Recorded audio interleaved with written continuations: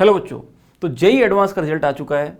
JEE की website में जा करके अपना roll number, date of birth और मोबाइल नंबर डाल करके अपना रिजल्ट चेक कर सकते हैं। आई होप सब लोगों ने लगभग अपना रिजल्ट देख लिया होगा और अभी तक आपको पता चल गया होगा कि आप कहाँ पे लाई कर रहे हैं ऑल इंडिया लेवल पे। जेई एडवांस का इस बार का जो रिजल्ट था ये कई सारे लोगों के लिए सरप्राइजिंग था, क्योंकि paper was not that tough, paper was moderate, paper 2020 के कंपेरेटिवली ईजी था।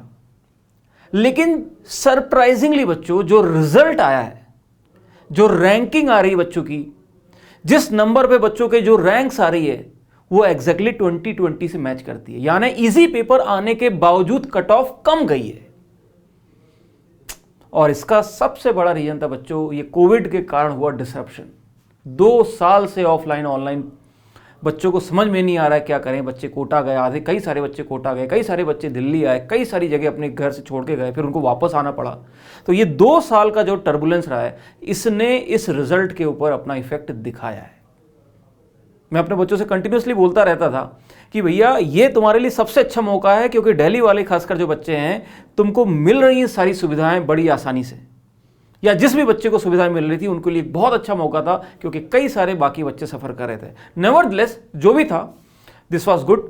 अब इसमें से 3 महत्वपूर्ण बातें जो मैं आपको बताना चाहूंगा। भाई जिन बच्चों का सिलेक्शन हो गया है उनको तो बहुत बहुत मुबारक, उनके माता पिताओं को भी उनके बच्चे के सिलेक्ट होने की बहुत बहुत मुबारकबाद। आज आपको बहुत ही अपनी ज़िंदगी का बहुत अच्छा तोहफा मिला, बच्चे का IIT के अंदर सिलेक्शन हो गया। अब इन बच्चों को एक सही ब्रांच और एक सही कॉलेज सर्च करना है, देखना है, अपना इंटरेस्ट देखना है। आपको क्या लगता है आप किस में अपना कैरियर बनाना चाहते हो? आपको कोडिंग में इंटरेस्ट है? अगर कोडिंग में बिल्कुल इंटरेस्ट नहीं है, कंप्यूटर के सामने बैठना पसंद नहीं है, तो आप सिविल, मैकेनिकल, इलेक्ट्रिकल, और ऑफ कोर्स आपके पास जो ऑप्शन आएंगे आप उसके हिसाब से चूज करें, वो अपने आप में एक अलग कहानी है। But yes, this is a important decision to take. इसको किसी की सुनी सुनाई बातों पर नहीं लेना है, अपनी फील से जाना है, अपनी गट फीलिंग से जाना है।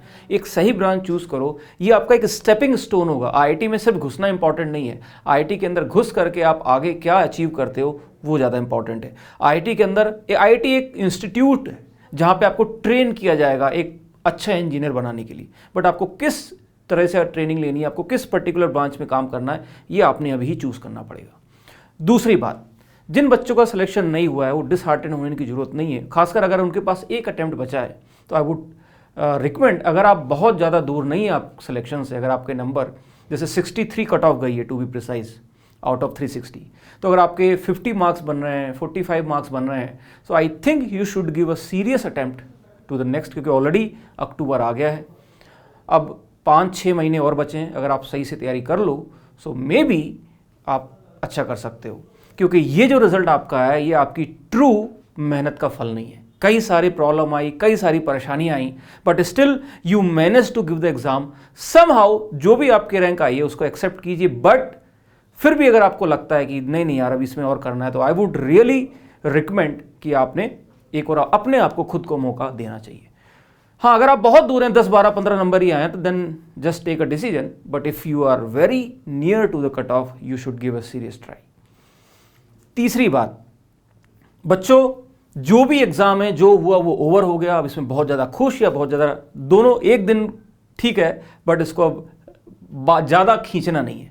अब आगे डिसाइड करना लाइफ में, जिन लोगों ने एग्जाम तैयारी करनी है वो लग जाओ कल से या 1 वीक के अंदर लग जाओ।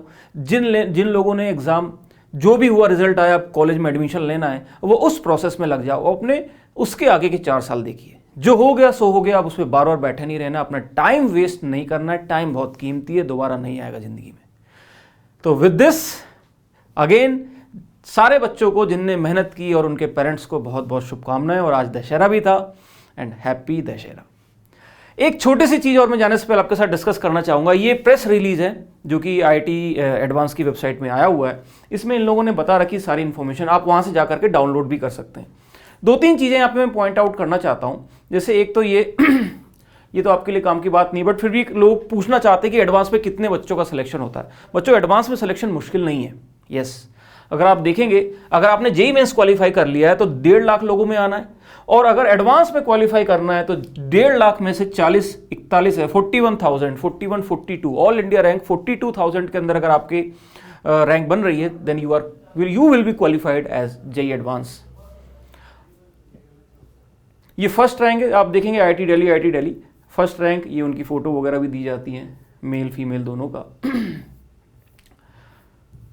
और कट ऑफ के ऊपर चलते हैं, ये इसमें इन्होंने दिया है कि कहाँ के कौन से टॉपर्स हैं। हाँ, criteria for inclusion in the rank list, rank जो ये निकालते हैं, जो शुरू के 42,000 बच्चे हैं उनकी रैंक निकालने का जो क्राइटेरिया इन्हें दे रखा है वो 3 क्राइटेरिया हैं।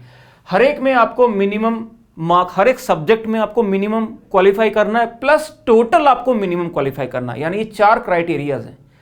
यानी इनमें से अगर एक भी क्राइटेरिया फेल हुआ तो कॉमन रैंक लिस्ट में नंबर नहीं आएगा, ठीक है ना। तो उसी के हिसाब से इनने यहाँ पे कॉमन रैंक लिस्ट बना रखी है कि जो जनरल रैंक लिस्ट है उसके लिए minimum marks in each subject 5% था, यानी हर एक सब्जेक्ट में 5% मिनिमम मार्क आपको लाने पड़ेंगे और टोटल मार्क्स आपके 17.5% होने चाहिए, तब आपकी कॉमन रैंक लिस्ट में आपका नाम आएगा। अच्छा बच्चों, मैं एक चीज बता दूं, और 2020 में भी यही था, एग्जैक्टली यही था। कॉमन रैंक लिस्ट में 2020 जो टफेस्ट पेपर था हिस्ट्री का, उसमें भी यही कट ऑफ थी। तो आप देख सकते हैं इजी पेपर और टफ पेपर, लेकिन रैंक लिस्ट सेम इस साल। सो यही मैं बात कर रहा था, वही कट ऑफ नंबर की अगर मैं बात करूं तो हर एक सब्जेक्ट में 6 नंबर होने जरूरी हैं और टोटल मार्क्स 63 होना जरूरी है जनरल के लिए, अगर आपको कॉमन रैंक लिस्ट में आना है तो। 63 आउट ऑफ कितना है बच्चों ये, अगर आप ध्यान से 360 में से 63 17.5%। अच्छा, ये लेट मी ऑल्सो क्लियर, ये minimum marks in each subject से मतलब क्या है कि मान लो किसी आदमी के सिर्फ फिजिक्स में 63 बन गए, बाकी 2 सब्जेक्ट में 0 है, तो वो क्वालिफाई नहीं होगा। टोटल मार्क्स के साथ आपको हर एक सब्जेक्ट में 6 नंबर मिनिमम चाहिए, यानी फिजिक्स में कम से कम 6 हो, मैथ्स में कम से कम 6 हो और केमिस्ट्री में इतने हो कि टोटल 63 से ज़्यादा हो, तो आप कॉमन रैंक लिस्ट में आ जाएंगे। कॉमन रैंक लिस्ट बच्चों बेसिकली क्या है, ये गारंटी नहीं करती कि हर एक का सिलेक्शन हो जाएगा, हर एक को एक सीट मिल जाएगी, नहीं।